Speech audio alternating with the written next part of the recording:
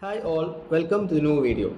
May 29 is observed as World Digestive Health Day. Advocates actually the necessity of a healthy diet in the promotion of optimal gastrointestinal function and the microbiome health.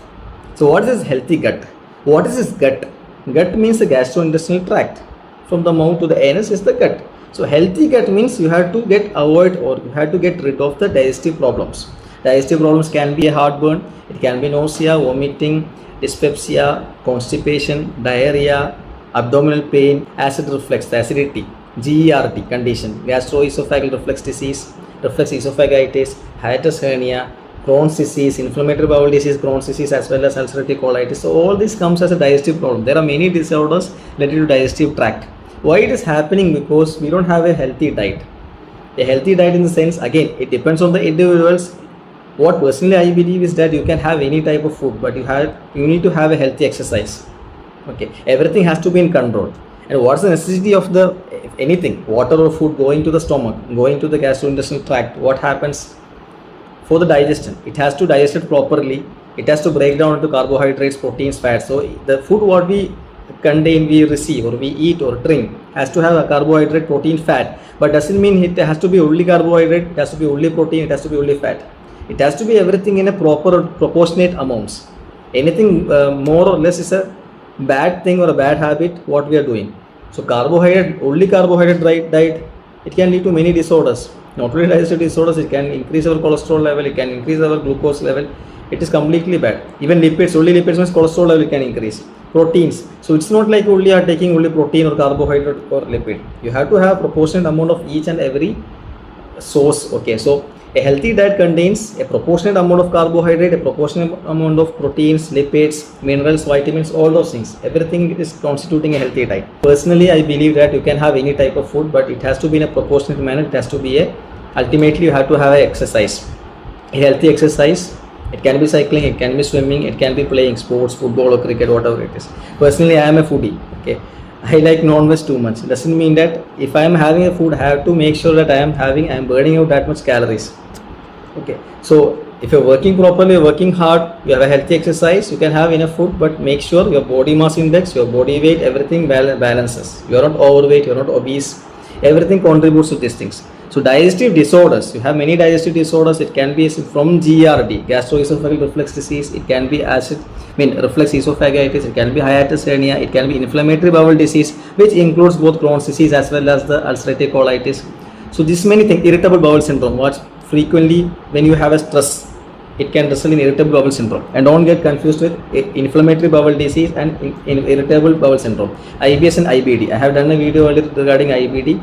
I think 1 week back, it was World IBD Day. I have done a video on IBD, inflammatory bowel disease. So these all are the digestive disorders what we face commonly across what we see in our daily society. So millions of people are having a digestive problems. See, in our daily routine itself, at least once in a week we have all of them, one or the other has some problem. Either can be nausea, it can be vomiting, it can be constipation, it can be diarrhea. If you have some kind of a food what we don't like itself, we have a nausea. So it doesn't mean liking or unliking, it is the proportionate amount of the minerals or the vitamins what we require for the food. So if you're only eating rice, that is not good. If you're only eating chicken or mutton, that is not good. So it has to be proportionate. In the sense, it is better. What are the good food you can take? Raw vegetable, fiber diet has to be there. Leafy vegetables, fruits, oats can be taken. There are a lot of options for a good food. So avoid processed food. Avoid fried items. And again, I'm telling you, fried everything you can have, but it should be in a proportionate amount. So avoid processed food, avoid a carbohydrate rich diet, like you have a lot of soft drinks. Now you can see commonly everyone is having the fried chicken and the soft drinks, commonly a routine as a combination. Even personally I also have, but as a advice for myself as well as for everyone, it is to have a control or to avoid maximum the processed food, the soft drinks, okay, the fried foods. So this can be a healthy diet. You avoid those things, it can be a healthy diet. Include leafy vegetables, include fruits. You can have avocado, okay, you can have a fiber diet, oats. These are the things what you can include in your healthy diet, you can say, to say a healthy diet. You can add probiotics. Probiotics in the sense, easily what we get is yogurt. yogurt can be added. Again, some of them have allergy for yogurt, some of have allergy for milk products. So that's why again it depends on the person. Some of the person they have allergic to each of the foods. Some foods are allergy to a person, which if I feel it's not allergy for me, doesn't mean that it can be allergy for other people also. If I am having yogurt, if I ask my sister to have yogurt, sometimes she'll be having allergy to yogurt. So what are the possible things what you get which is healthy, which is a healthy for you, which can improve your digestive problem. Okay, you can understand when you eat something you have that easiness to pass stools, okay, or difficulty in pass stools. You understand what is the problem there, what food caused you having this particular thing, or reflex GERD. You have reflex, the acid comes, regurgitation of the food or regurgitation of acid, you can feel that.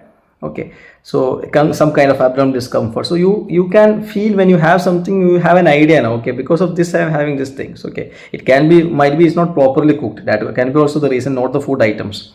So you can add probiotics also, which is a typical example is yogurt.